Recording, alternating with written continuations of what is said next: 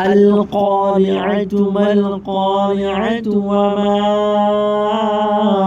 أدراك ما القارعة يوم يكون الناس كالفراش المبثوث وتكون الجبال كالعهن المنفوش وأما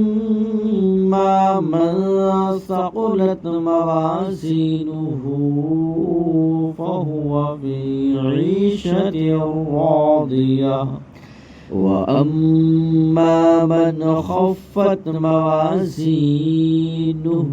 فأمه هاوية وما أدراك ما هي نار حامية